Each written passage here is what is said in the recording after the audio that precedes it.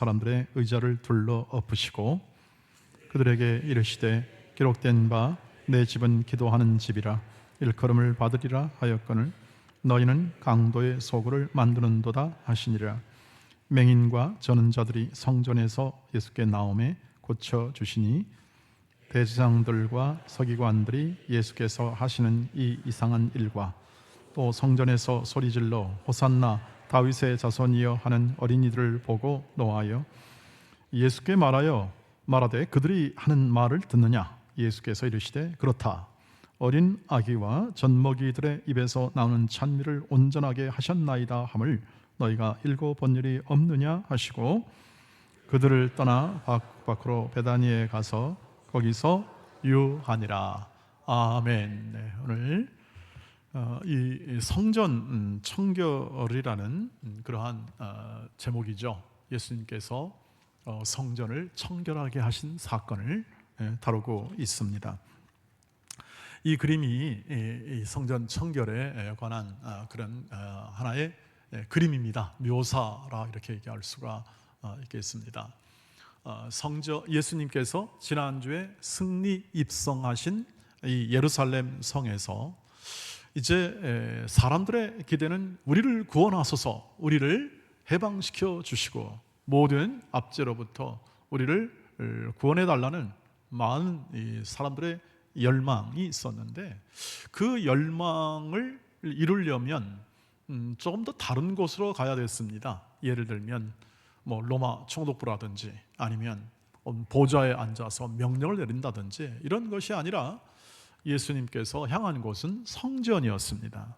성전에 가서 오늘 말씀에 있는 것처럼 이렇게 그 성전의 앞에 뜰 안에 있는 여러 환전상, 그리고 또 비둘기 파는 사람, 또 매매하는 사람들, 다 이건 뭐냐 하면 그 당시 성전에서 제사를 하기 위해서 사람들이 동물과 또 희생 제물을 가져야 되는데 그 어디서 그거 감당하기 힘들잖아요. 예를 들면 저 시골에서 갈릴리 쪽에서 오는 사람들은 그걸 가져오기 힘드니까 편리성을 위해서 이렇게 이제 한 것입니다.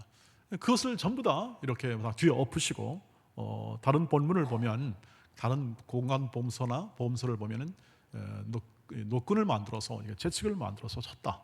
그래서 굉장히 예수님이 분노를 하셨다. 이렇게 기록이 되어 있습니다. 그리고 더 이상 여기서 이렇게 장사하거나 뭘 팔지 말아라 하고 엄히 명해서 이것을 금하게 했다고 하는 것입니다. 왜 이렇게 예수님께서 소위 말하면 거룩한 분노로서 이렇게 성전 뜰에 있는 여러 매매, 환전, 그리고 장사 이런 것들을 다 이렇게 없애고 정결케 했는가? 오늘 본문의 말씀은 주님의 판단은 다음과 같은 것으로 기록이 되고 있습니다. 같이 읽어보시죠. 그들에게 이르시되 기록된 바 내 집은 기도하는 집이라 일컬음을 받으리라 하였거늘 너희는 강도의 소굴을 만드는도다 하시니라. 내 집은 하나님의 집으로서 이 기도하는 집이다. 만민이 기도하는 집이다. 모든 사람이 와서 기도하고 하나님을 만나는 곳이다. 당연히 예배의 장소로서, 제사의 장소로서 하나님을 만나는 곳인데 이게 지금 하나님을 만나는 것이 아니라 사람의 탐욕을 채우는 그러한 장소로 만들어 버리고 있다 하는 하나의 질타 혹은 거룩한 분노라고 이렇게 얘기할 수가 있겠습니다. 너희는 강도의 소굴을 만드는도다. 무엇이 그렇게 강도의 소굴을 만들었을까요? 이 말씀의 내용은요 어떻게 되냐면 이사야서 56장 7절에 이는 내 집은 만민이 기도하는 집이라 일컬음이 될 것임이라 하는 말씀과 예레미야 7장 11절의 구약입니다. 내 이름으로 일컬음을 받는 이 집이 너희 눈에는 도둑의 소굴로 보이느냐. 이렇게 질타하는 그러한 말씀을 이렇게 혼합해서 엮어가지고 예수님이 지금 여기 있는 사람들에게 하는 거죠. 주로 누구를 향하는 말씀일까? 아마 거기를 이렇게 관할하고 있는 제사장 그룹들을 향하여 이렇게 말씀 아마 목적은 거기서 이렇게 상을 이렇게 얻고 이 사람들을 이렇게 내쫓는 이 과정 속에 말씀했지만, 실제로 그것을 관할하는 사람이 대제사장이었고 제사장 그룹이었기 때문에 사두개인도 거기 포함됩니다. 이런 사람들에게 행하는 말씀이 될 것입니다. 지금 이 말씀의 결국 의미는, 너희는 만민이 기도하는 하나님을 만나러 온 집을 장사의 소굴로 만들었다. 인간의 탐욕을 이루는 그러한 것으로 만들고 말았다. 이게 진짜 이 성전이 강도의 구렬이 맞냐? 이런 얘기겠죠. 주님의 말씀은 이것은 말도 안 되는 것이다 하는 그러한 내용도 아울러 담고 있는 것을 볼 수가 있습니다. 이렇게 해서 주님은 이러한 강도의 소굴처럼 보이는 이러한 이 모든 이 하나의 장사하고 매매하고 그 다음에 이것을 관리해야 할, 성전을 관리해야 할 제사장 그룹들에게 결국 이렇게 해서는 너희는 즉 하나님의 뜻을 이룰 수가 없고, 원 기능, 하나님을 만나는 사람들마저도 못 만나게 만드는 일로 너희는 지금 행하고 있다. 이것은 마치 강도와 같은 일이다. 하나님의 지배 안에서 행하지 못할 것과 같다는 그러한 의미를 담고 있습니다. 그래서 예수님이 이제 내가 이것을 깨끗하게 함으로 성전의 원 기능, 하나님을 만나고 하나님께 나아오고 하나님으로부터 회복되고 치유함을 받고 그리고 하나님의 백성으로서 위로받고 소망 가운데 살아가는 이러한 성전의 만남의 장소, 기능, 장소로의 기능뿐 아니라 이제는 새롭게 이 성전의 시대가 열렸다. 새로운 성전의 시대가 열렸다는 사실을 아주 강하게 퍼포먼스, 하나의 어떤 이렇게 시행하는 것, 연기하듯이 혹은 또는 이것을 통해서 메시지를 주고 있다. 이렇게 얘기할 수가 있겠습니다. 그래서 새로운 시대가 열린 거죠. 이 지금 성전에서 관리하고 있는 이 모든 이 일들에 대하여 예수님께서 오셔서 이제 약속대로 말라기서 안에 이런 약속이 있습니다. 언약의 사자가 성전에 너희가 임하게 될 거다. 하나님의 때에. 그래서 그것을 정결하게 할 것이다는 이 말씀의 성취가 이루어집니다. 말씀의 성취를 이루어짐을 통해서 하나님께서 이 성전을 구약의 율법에 의해서 이루어진 모든 이 시스템과 이러한 체계적 구조를 예수님께서 오셔서 그것을 어떻게 합니까? 다 깨끗하게 청소하고 새로운 성전의 시대가 열렸다 하는 것을 이렇게 강하게 얘기해 주는 그러한 것이 바로 오늘 성전 청결의 의미다, 이렇게 얘기할 수가 있겠습니다. 그래서 그 당시 시대적 배경으로 보면 이방인의 뜰이었습니다. 이것을 엎은, 이 상을 엎고 이 매매하는 사람들을 다 이렇게 내어쫓는 것은 이방인들이었습니다. 원래 이것은 이방인들이 와서 모든 만민들이 와서 기도하는 장소였습니다. 성전 안을 들어가지를 못하고 그리고 거기서 앞서 기도하는 장소였고, 그래서 누구나 와서 하나님을 경외하는 사람들이 와서 만나는 장소였는데, 여기다가 뭘 왔습니까? 이렇게 여러 환전, 매매, 짐승하는 사람들을 이렇게 이런 경제적 유익을 얻도록 그렇게 이제 배치함을 통해서, 이걸 누가 했냐면 사두개인과 대제사장들이 했어요. 이것을 상업화하는 거죠. 구조화하면서 이것을 어떻게 했냐면 단순한 편리를 넘어서 제사를 드리는 사람들의 편의성을 넘어서 뭐냐면 이게 구조화되는 겁니다. 시스템화되고 구조화돼 가지고 거기에 이제 일반 사람들이 갈 수가 없는 거예요. 기도해야 될 장소에 뭐가 있습니까? 경제적 구조가 딱 자리 잡고 있게 되는 것이죠. 그래서 주님께서는 그것을 어떻게 합니까? 너희의 탐욕을 이루는 도구로 만들었다 이거죠. 거룩한 자리고 하나님께 나오는 자리를 너희의 탐욕을 이루는 그러한 곳으로 만들었다. 근데요, 대제사장들은 또 할 말이 있습니다. 뭔 할 말이냐면, 아니 우리는 이렇게 사람들을 하나님을 잘 만나도록 하기 위해서 편의적으로 한 것입니다. 이렇게 말은 했습니다. 그러나 나중에 이것이 뭐가 됩니까? 시간이 지나면서 권력화되고 또 구조화되면서 이것이 하나의 자연스러운 그들의 삶을 개선하고 그 다음에 자신의 자아를 성취하는 그러한 과정으로 이것을 사용해버리고 말죠. 대제사장과 사두개인들이. 그래서 사두개인들은 귀족 그룹화되고 점점 대제사장들은 이렇게 구조화된 곳에서 금권과 권력을 주게 되는 과정 속으로 가게 되니까 주님께서 딱 보고 그것을 도저히 놔둘 수는 없으시죠. 그래서 약속의 말씀을 성취하시고 그것을 통하여 하나님의 뜻이 지금 새롭게 이루어지고 있다 하는 것을 말씀해주고 있습니다. 그래서 그러한 것에 대한 참된 성전의 회복이 바로 14절에서 이제 보다 구체화되는 것을 볼 수가 있습니다. 읽어보시죠. 맹인과 저는 자들이 성전에서 예수께 나오매 고쳐주셨다. 드디어 맹인과 저는 자들은 율법에 의하면 어떤 저주를 받거나 뭔 잘못해가지고 벌을 받는 쪽으로 이렇게 이제 기록이 되어 있으니까 대제사장들과 이런 서기관들은 그렇게 했습니다. 너희들은 안 돼. 너희는 성전에 들어올 자격이 없어.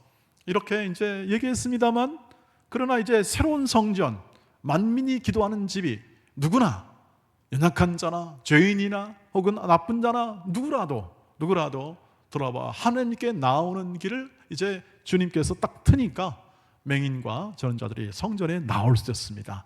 그러자 예수님께서 어떻게 하냐? 고쳐주셨습니다. 고쳐주셨다. 회복시켜 주었다. 온전하게 해주시죠.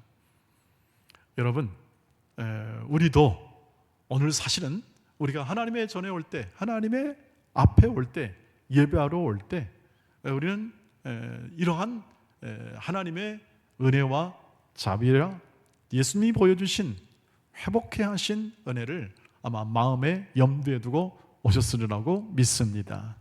우리가 이러한 새로운 성전을 허락하시고 예수님이 친히 육체가 되어서 더 큰 성전보다 더 큰 이가 이 땅에 오셔서 고쳐주시는 이 일을 여러분 마음에 잘 담으시기를 바랍니다. 그래서 나오는 자마다 이렇게 연약한 자, 세상에서는 유용성이 없는 자들이잖아요. 경제적 관점으로 보면 전혀 이렇게 도움이 안 되는 자들이지만, 그러나 하나님께 나오는 자, 그것을 주께서 내게 오라고 말씀하셨고, 또한 나오는 자마다 주님께서 전부 다 긍휼을 베풀어 주셔서 자비를 통해서 고쳐주심을 믿으시길 바랍니다. 우리가 그러한 이 삶에서 이렇게 주님은 자기에게 오는 자, 예수께 나오는 자, 성전, 하나님을 만나러 하나님께 예배하는 오는 자들에게 주님은 꼭 지금도 변함없이 긍휼을 베풀어 주실 줄 믿습니다. 그 증거가 뭘까요? 오늘 우리를 성전으로 삼으신 겁니다. 여러분, 지금 이 바울이 그것을 아주 혁명적인, 그 당시로 말하면 혁명적인 개념으로 그것을 얘기했습니다. 한번 읽어보시죠. 시작. 너희는 너희가 하나님의 성전인 것과 하나님의 성령이 너희 안에 계시는 것을 알지 못하느냐. 누구든지 하나님의 성전을 더럽히면 하나님이 그 사람을 멸하시리라. 하나님의 성전은 거룩하니 너희도 그러하니라. 아멘. 아멘. 우리를 보고 성전이라고 합니다. 성도를 보고 성전이라고 합니다. 그전에는 웅장하고 솔로몬 때부터 시작된 웅장한 성전이었습니다. 여기 오늘 이 본문의 말씀 가운데 성전은 헤롯 성전을 통해서 어마어마하게 큽니다. 더 큽니다. 이러한 이 성전이 이제는 예수가 더 큰 성전으로 오셔가지고 그것을 정결케 하고 온전케 해서 친히 자신의 육체를 성전으로 삼아 십자가로 이 모든 사람들의 허물과 죄를 용서하시고 회복시키십니다. 그리고 어떻게 합니까? 우리 안에 성령을 보내주셔서 이제는 너희가 성전이다 말씀합니다. 왜냐하면 성령이 거하시니까. 성령이 거하십니다. 여러분, 오늘 우리가 사도신경 고백하면서 성령을 믿습니다, 이렇게 고백했죠. 안 했습니까? 네, 그냥 대충 했습니까? 대충 해도 좋습니다. 고백은 맞습니다. 성령을 믿사오며 거룩한 교회를 믿고 몸의 부활을 믿고 영생을 믿었습니다. 목사님, 저는 그냥 습관을 따라 내 옆에 친구가 했으니까 했는데요. 뭔 말을 했든지 졸리면서 했든지 뭐 했든지 여러분이 한 고백은 하나님이 들으셨습니다. 그 마음을 다시 한번 생각해 보는데요, 우리가 믿는 성령께서 우리 안에 거하셔서 우리로 하여금 이제 그 안에 집을 삼으신다, 거처를 삼으신다는 게 성전의 개념입니다. 우리 안에 거하셔서 우리와 함께 하시고 우리와 연합되고 뗄래야 뗄 수 없는 관계 속에서 하나님의 뜻을 이룬 그러한 성령이 우리 안에 거하신다. 이것이 바로 성전의 개념이죠. 왜냐하면 지금 있는 본문 안에 있는 성전은 하나님의 임재 상징의 건물이잖아요. 근데 지금은요, 아예 주님께서 새로운 성전으로 오셔가지고 그냥 이렇게 단순히 임재하는 상징이 아니라 그 안에 직접 들어가십니다. 한 사람의 육체 안에 들어가신다. 놀랍지 않습니까? 여러분, 우리가 좋은 부부와의 관계에도 우리는 좋은 부부와의 관계에도 부부일체라는 말을 써서 멋진 부부로 얘기하지 않습니까? 그런데 하나님께서 직접 우리의 육신 안에 들어오셔서 우리와 하나가 되시고 우리와 같이 생각하고 같이 의논하고 같이 함께 이야기하고, 그것이 바로 기도입니다. 함께 살아가는 존재로 우리를 세웠다. 이것이 바로 성전의 개념입니다. 그래서 이런 누구든지 하나님의 성전을 더럽히면 하나님이 그 사람을 멸하실 겁니다. 이렇게 경고하는 겁니다. 왜냐? 하나님이 계신다. 하나님이. 성전 안에서 사람들이 그렇게 주의했던 건 뭡니까? 거룩한 마음, 경건한 마음을 가지고 깨끗하고 흠없는 그러한 예물을 드리고 제사를 드렸던 이유는 뭐냐면 하나님이 거룩하시기 때문에 그렇습니다. 거룩한 존재가 계시는 곳에 어떻게 불경건하게 할 수 있느냐? 그건 말도 안 된다. 상식적이죠. 하나님이 우리 안에 계십니다. 그러므로 우리 몸을 함부로 노릴 수가 없는 거죠. 우리의 걸어가는 걸음걸이마저 때로는 우리의 생각, 절대 쓰레기 같은 생각을 하면 안 되는 것이죠. 왜? 거룩한 성전 안에 쓰레기를 투척하면 어떻게 되겠습니까? 말도 안 되는 얘기죠. 그래서 이렇게 바울은 얘기합니다. 성전은 거룩하니 너희도 그러한 존재다. 그러하니라. 너희도 그런 존재다. 근데 이 말을 할 때 지금 고린도 교회 성도들에게 한 말인데, 그 고린도 교회 성도들이 지금 어떤 상황에 있습니까? 하여튼 문제는 다 안고 있는 사람들입니다. 우상 숭배도 했죠. 또 여러 성적인 부도덕함도 있었고, 다 이렇게 일부가 있었지만, 그 다음에 분열되어 있었습니다. 무슨 파당을 지어가지고 무슨 판이 개바판이 아보볼판이 그리스도판이 또 파당을 지우기도 하고, 이런 수많은 문제점을 가지고 있음에도 불구하고 이들을 향해서 너 하나님의 거룩한 성전이고 너희는 거룩한 존재다, 이렇게 말을 했다는 건 무슨 뜻이냐면 바로 너희 안에 계신 분이 하나님이시다, 이 사실이에요. 여러분, 이것을 꼭 마음에 담으시기를 바랍니다. 우리 안에 계신 분이 하나님이십니다. 그래서 우리는 거룩한 존재예요. 우리 안에서 계셔서 우리를 떠나지 아니하시고 당신의 사랑을 부으시고, 그것뿐 아니라 우리를 더 거룩한 성전으로 만드십니다. 그냥 이렇게 우리 안에 거하셔서 야 나랑 1, 2, 3, 4 하고 369 뭐 있잖아요. 뭐 게임하듯이 그냥 이렇게 살려고 하는 것이 아니라 우리를 더 거룩한 존재로 함께 지어져 갑니다. 지은 겁니다. 우리의 마음을 건축하는 겁니다. 우리의 삶을 건축하는 겁니다. 우리의 생애를 만들어 가시는 것입니다. 읽어보시죠. 시작. 그의 안에서 건물마다 서로 연결하여 주 안에서 성전이 되어가고 너희도 성령 안에서 하나님이 거하실 처소가 되기 위하여 그리스도 예수 안에서 함께 지어져 가는 거예요. 이게 에베소서는 교회론에 관한 것이니까, 교회가 어떻게 자라가는 것이니까 각 사람이 하나님의 성령을 받습니다. 여러분도 성령이 계십니다. 나는 성령 받아본 경험이 없으십니다. 예, 성령은 원래 그렇게 임재하십니다. 알듯 모를 듯 바람처럼 연약한 지체 안에 어느 섬에 와 계셔요. 은밀하고 위대하게. 영화 제목 아십니까? 은밀하고 위대하게.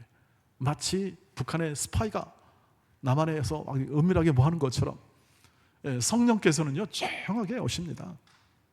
요란하게 무슨 신비한 능력, 초대교회 성령이 확 강림하시니까 우와 저거 막 그냥 방언도 하고 했으니까 그때는 보통 이렇게 말합니다. 단회적 사건이다. 성령이 임하실 때, 이 땅에 임하실 때 모든 사람이 모든 언어로 전부 다 보게 하기 위해서, 각 사람이 더 보게 하기 위해서 임한 사건입니다. 그런데 그 뒤를 보십시오. 성령이 임할 때 어떻게 합니까? 알지도 못한 채, 우리가 깨우치도 못한 채 성령이 임재하시고 가르쳐 주십니다. 그 다음에 앞길을 인도하시고, 또 위험에 처했을 때 어떻게 합니까? 착고를 풀어헤치고, 옥에 갇혔을 때 그것을 헤쳐나가신 성령의 사역과 일하심이, 그 성령이 지금 여러분 안에 계십니다. 그리고 우리를 자라가게 하시고 우리를 커나가게 하십니다. 어디에서? 교회에서입니다. 함께, 가정에서입니다. 가정과 교회 안에서 함께 우리를 세워내시고 키워내신다. 이게 바로 그 개념입니다. 그러니까 핵심은 성령이시죠. 성령 하나님께서 우리를 지어가시는, 우리와 또 함께 지어가시는. 그래서 우리가 예배당을 얘기할 때 성전 이렇게 말을 하는 것, 우리가 초대교회 때 그런 전통이 있지 않습니까? 지금은 예배당으로 많이 이렇게 알려져 있습니다. 그렇게 쓰기도 합니다. 그때 개념이 바로 그것입니다. 바로 하나님이 거하시는 것, 하나님이 우리 안에 거하신다. 그래서 점점 신학이 발전되면서 그것이 깨우쳐지는 거죠. 우리 공동체 안에 있다. 건물보다 더 중요하다. 성전된 건물보다 더 중요한 건 그 안에 있는 사람들이다. 그 사람이 복되고 귀하고, 그래서 누구나 하나님의 사랑 안에 있는 자들이다 하는 사실들을 알게 하십니다. 여러분, 그러나 주님의 이 은혜의 통치를 모를 때는 어떤 일이 벌어지는가 한번 읽어봅시다. 시작. 대제사장들과 서기관들이 예수께서 하시는 이상한 일과 또 성전에서 소리질러 호산나 다윗의 자손이 하는 어린이들을 보고 노하여 예수께 말하되 그들이 하는 말을 듣느냐. 지금 분노하죠. 대제사장들과 서기관들은. 왜 분노합니까? 예수님 왜 저렇게 이상한 일 하냐, 이렇게 말씀하는 겁니다. 예수님을 이해를 못하는 겁니다. 받아들이지 않습니다. 예수님 마음이 없다는 뜻이고, 그러니까 예수님 하는 게 전부 다 이상한 일이에요. 그 다음에 애들이 왜 이렇게 저렇게 소리칩니까? 애들이 뭘 안다고 저렇게 소리칩니까? 하는 게 대제사장들과 서기관들의 이야기입니다.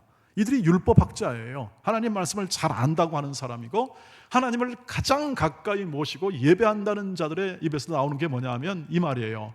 이 말의 뜻은 뭐냐면 결국 예수를 모르면 꽝이에요. 예수, 성전으로 오신 참된 성전의 예수를 모르면 신앙생활도 이렇게 엇박자가 낼 가능성이 많고, 예수께서 하시는 일에 대하여 이해를 못하는 거죠. 사랑하는 돈의 가족 여러분, 여러분은 이런 사람들이 아니지 않습니까? 예수를 아는 사람들입니다. 대제사장과 서기관들이 나중에 어떻게 예수를 모르니까, 안 받아들이니까 늘 자기들의 생각과 자기들의 경험으로 종교 생활을 하는 겁니다. 그러다 보니까 예수님은 그건 필요 없는 존재가 되어버리고 맙니다. 대제사장과 서기관들이 듣고 예수를 어떻게 죽일까 하고 꾀하니 이는 무리가 다 그의 교훈을 놀랍게 여김으로 그를 두려워하밀러라. 마가복음에 있는 17장 18절에 있는 말씀인데요. 이들이 이렇게 지금 모의하고 예수님을 죽이기까지 가는 그런 어처구니 없는 일을 만들 때는 예수님이 하신 일이 이상한 일이다 이렇게 얘기하는 겁니다. 그러니까 전혀 이해를 못하는 거죠. 여러분 어떻습니까? 우리의 이해는 어떻습니까? 여기 지금 렘브란트라는 사람 아주 좋은 이 화가가 이 성전 청결에 관한 그림을 그렸습니다. 그렸는데 다른 화가들은 전부 다 주님이 어떻게 하시는가에 초점을 맞춰서 그림을 많이 그렸습니다. 이런 그림을. 그런데 이 렘브란트는 이 주님이 하신 일에 대하여 사람들은 어떤 표정과 어떤 태도를 보이는가를 초점을 맞춰서 이 그림을 그렸다고 합니다. 여기 보시면 이분이 주님이십니다.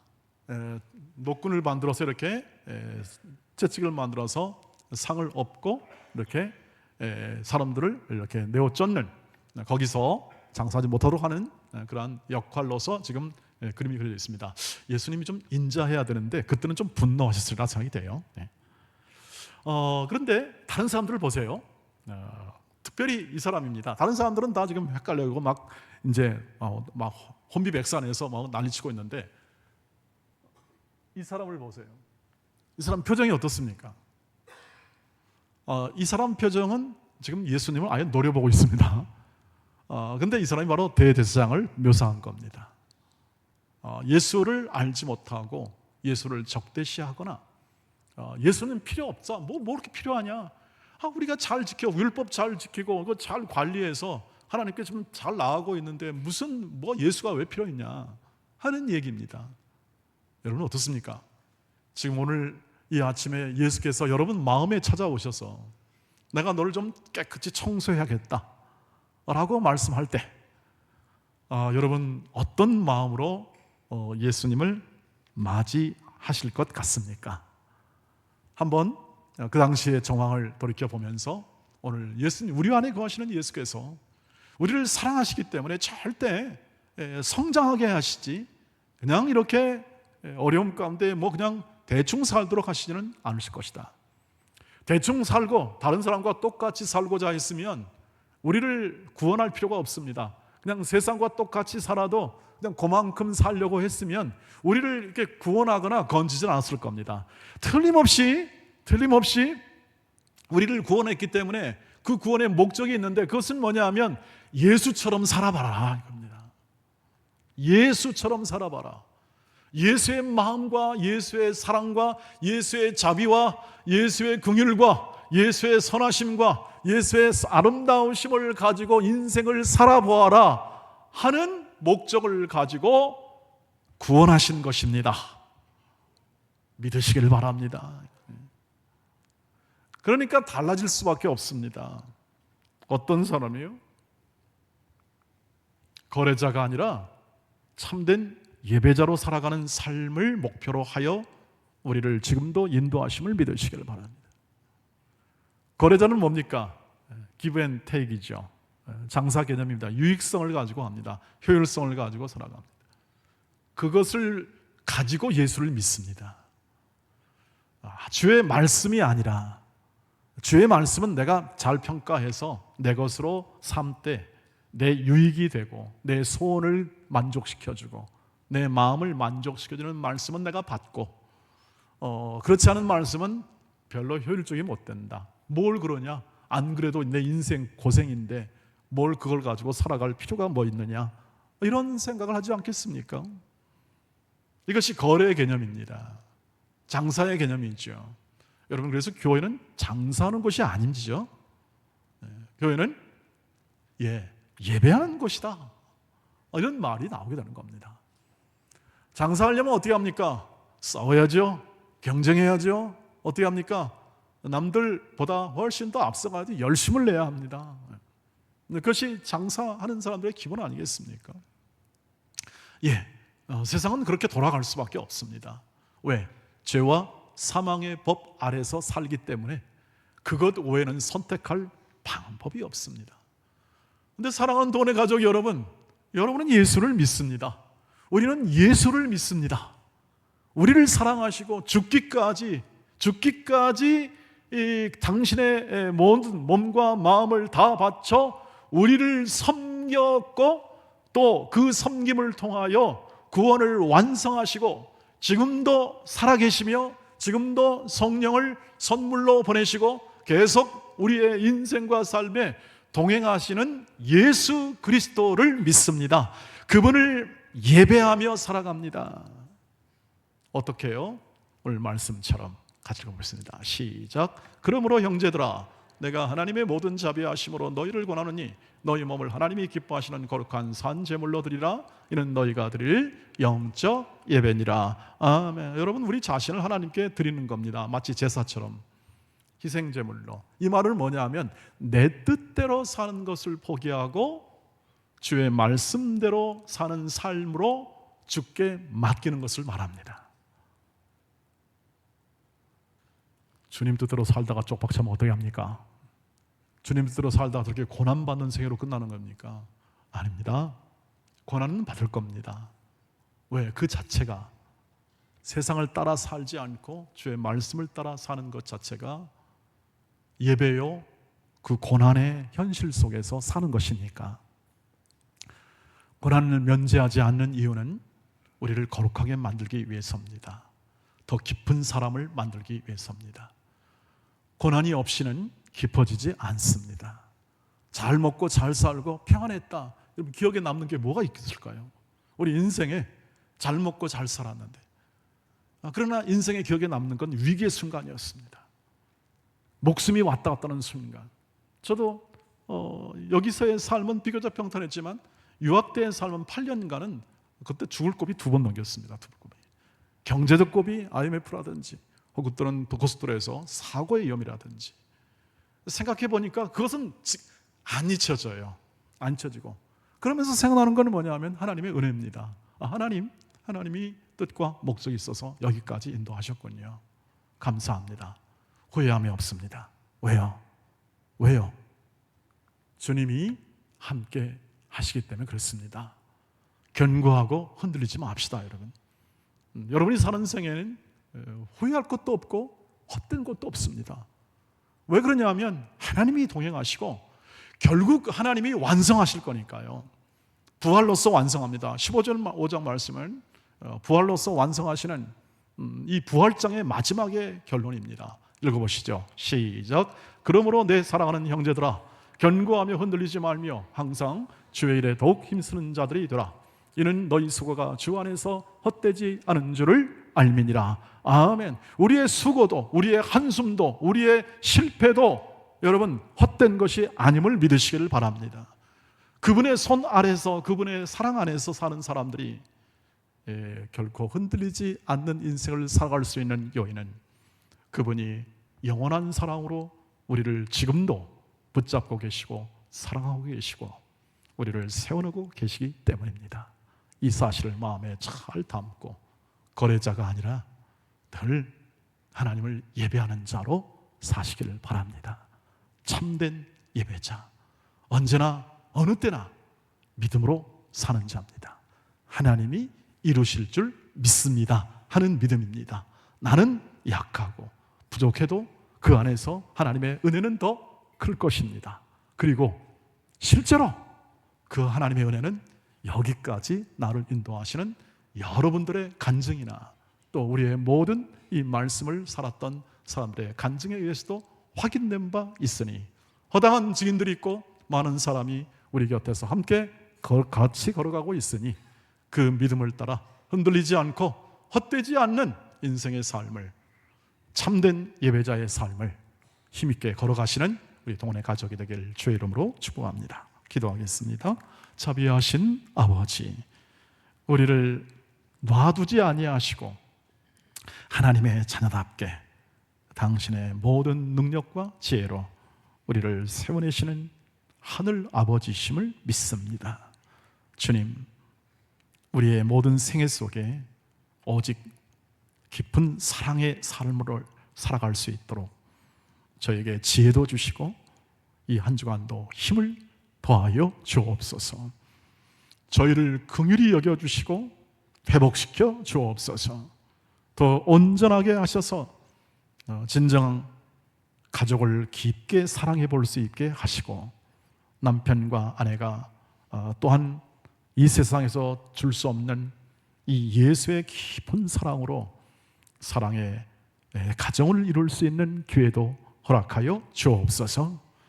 우리 온 교회가 사랑의 공동체로서 살아가는 법을 하루하루 한 주간 한 주간 배워나가며 하나님의 일하심을 볼 수 있는 그런 기회도 저희 모두에게 허락하여 주옵소서. 일터에서 또한 모든 삶의 터전 속에서 하나님의 뜻을 따라 사는 귀하고 복된 충성과 성실함과 그리고 친감 있는 삶의 태도도 나타나게 하옵소서. 예수님의 이름으로 기도하옵나이다. 아멘. 아멘.